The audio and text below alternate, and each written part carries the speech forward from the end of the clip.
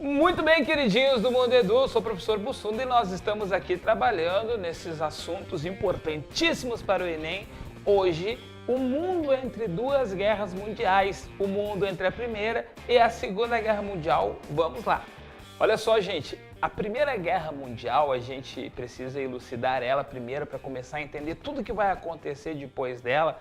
É considerada a filha do imperialismo. O cidadão europeu comum ali de 1914, ele não percebia o que estava acontecendo, ele achava que a Europa vivia uma espécie de auge da civilização, porque eles tinham cinema, eles tinham fotografia, eles tinham automóveis, eles tinham submarino, eles tinham navios que eram bastante potentes e etc. A Europa nunca tinha se desenvolvido e nenhum lugar do mundo tinha se desenvolvido tecnologicamente tanto quanto a Europa ali da última metade do século XIX até 1914. Só que desse desenvolvimento, que era basicamente industrial, vinha uma série de rivalidades entre as nações industriais e vinha a disputa de mercados entre essas nações. E por trás dessa corrida, dessa disputa de mercados, existia uma grande corrida imperialista sobre a África e a Ásia para ver quem conseguia pegar os melhores nacos desses continentes e uma corrida armamentista.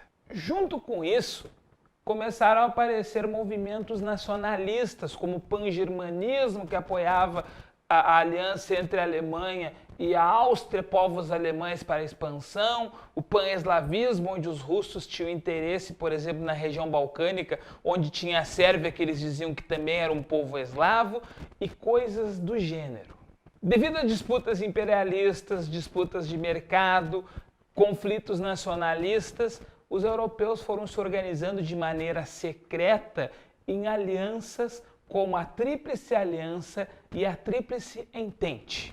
Moçada, só coloco as iniciais aqui para você se dar conta. FRITE, França, Rússia e Inglaterra formavam a Tríplice Entente. A IATA, Áustria, Itália e Alemanha formavam a Tríplice Aliança, que na verdade basicamente trazia de um lado, Tríplice Entente, os inimigos da Alemanha e de outro lado, Tríplice Aliança, os amigos da Alemanha.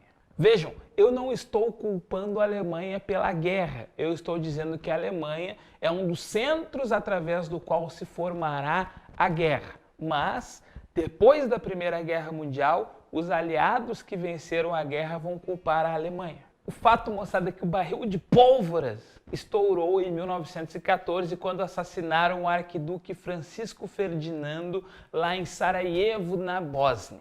Mas os caras não vão te perguntar lá na prova do Enem se foi o arquiduque ou o que gerou a guerra, mas sim toda a estrutura por detrás, como, por exemplo, as disputas nacionalistas, os conflitos econômicos, nacionalistas e as alianças. E uma outra coisa muito interessante, moçada, é que como os europeus, quando estoura a Primeira Guerra Mundial, eles achavam que estavam no auge da civilização, eles vão perdendo a crença desse auge e vão viver uma grande decepção ao longo da guerra. Muita gente morreu, aproximadamente 20 milhões de pessoas por conta do conflito. E os europeus vão apagando a visão romântica que tinham sobre guerras. Porque eles ficaram um longo tempo na Europa sem ter grandes guerras, porque eles tinham muita referência de guerras medievais e de romances que diziam que guerra era um negócio que enobrecia o caráter e um negócio bacana. Não era e não é. Mas como o nosso objetivo é entender o mundo entre as duas guerras, é importante salientarmos o que aconteceu logo depois que a Alemanha foi derrotada na guerra e foi culpada pelos países vencedores pela guerra. Primeiro que nós vamos ter uma nova Europa e inclusive um novo Oriente Médio. A Europa vê surgir diversos países naquilo que a gente chama de leste europeu. E no Oriente Médio, o Império Turco morre e diversos países como a Turquia, como o Kuwait, como o Iraque, como o Irã, vão aparecer logo depois da Primeira Guerra. Mas um dos graves problemas desse pós-guerra é que esses aliados resolveram penalizar demais a Alemanha no Tratado de Versalhes de 1919. Obrigaram a Alemanha a entregar toda a sua marinha de guerra, proibiram a Alemanha de ter indústrias de armas de guerra, obrigaram a Alemanha a devolver um território fronteiriço com a França, a Alsácia-Lorena, fizeram a Alemanha perder todas as suas colônias no além-mar e a Alemanha teve que pagar uma pesada indenização que faz poucos anos agora que ela terminou de pagar. Os caras humilharam a Alemanha e, obviamente, a Alemanha daqui a pouco vai desenvolver um espírito revanchista que vai dar voz para Adolf Hitler e companhia. Mas, moçada, antes de falarmos de nazismo, vamos destacar aqui o seguinte: essa Europa do pós-guerra, ela entra numa profunda crise do liberalismo, tanto político quanto econômico. Na área do liberalismo econômico, a gente vai ver uma grande desorganização da indústria, a gente vai ver o desemprego, o endividamento e a inflação que vai acontecer em diversos países da Europa. E no caso do liberalismo político, a gente vai ver as críticas à democracia. Muita gente não acreditava mais que a democracia pudesse resolver os problemas dos países. Muita gente também estava querendo se vingar da Primeira Guerra Mundial num espírito revanchista, e nesse contexto, os fascismos, como o fascismo italiano e o alemão, começaram a ganhar espaço. Basicamente, moçada, o mundo dos anos 1920, 30 e 40 vai ser marcado, então, em um período de crise, por três grandes forças que apareciam. As democracias liberais, os países que ainda acreditavam que no meio democrático pudesse ser feita a solução para os problemas, como nos Estados Unidos, na Inglaterra e na França, mas estes eram a minoria no mundo.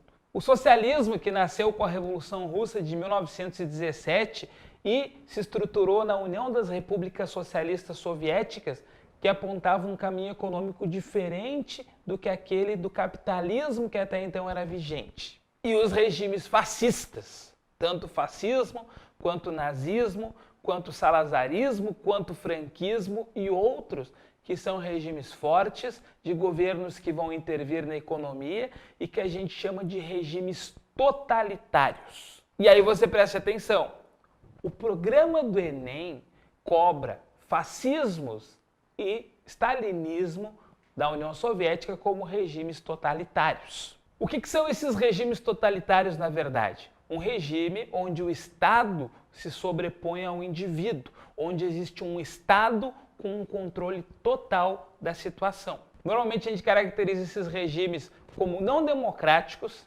sendo regimes de partido único, onde existe uma forte censura e repressão, perseguição às oposições, uma grande propaganda do governante e do regime e a intervenção do Estado na economia. Ah, Bussunda, mas então fascismo, stalinismo, comunismo, tudo é a mesma coisa. O regime soviético de Stalin e o nazismo são regimes totalitários, entretanto eles têm diferenças e a gente precisa atentar. A União Soviética construiu um modelo socialista baseado na coletivização dos meios de produção, ou seja, o governo se transformou em dono da imensa maioria das indústrias e das terras e procurou fazer uma distribuição de renda entre os cidadãos soviéticos. Socialismo. Mas enquanto isso, na Alemanha, o nosso emo predileto da história implantava um regime totalitário que era alinhado às grandes empresas capitalistas e não rompeu com o modo de produção capitalista. Adolf Hitler foi responsável pela criação ou pelo apoio de algumas grandes empresas que se perpetuam no mundo até hoje, como a Volkswagen e a Bayer. E além disso, era parceirão de Henry Ford, que também é um grande antissemita, e da Coca-Cola. Esse capitalismo muito forte dentro de um Estado totalitário conduzido pelo Hitler levou a um processo expansionista que basicamente desencadeou a Segunda Guerra Mundial. E de certa maneira, as democracias liberais, com medo tanto do socialismo quanto do nazismo, deixaram Hitler crescer para ver se Hitler e Stalin se matassem numa guerra. Ao final da Segunda Guerra Mundial, o socialismo de modelo soviético cresceu um monte, porque foi muito a União Soviética quem enfrentou o nazismo e ajudou a derrubar o Hitler, só que daí, de um lado, nós teremos o socialismo soviético, de outro lado, o capitalismo liderado pelos Estados Unidos. Aí já vai ser a Guerra Fria, que marca a segunda metade do século XX, depois de 2 guerras mundiais. Certo, rapaziada? Que esta aula ajude e que vocês cheguem lá, vocês já sabem aonde. E aí você tá aí, já terminou a aula, os créditos estão correndo, nós estamos informando nossa equipe que trabalha aqui, papapá, e você tá pensando, o Bussunda é muito burro, o Bussunda falou que socialismo e nazismo são diferentes, sendo que o Hitler chamava o próprio modelo de nacional-socialista.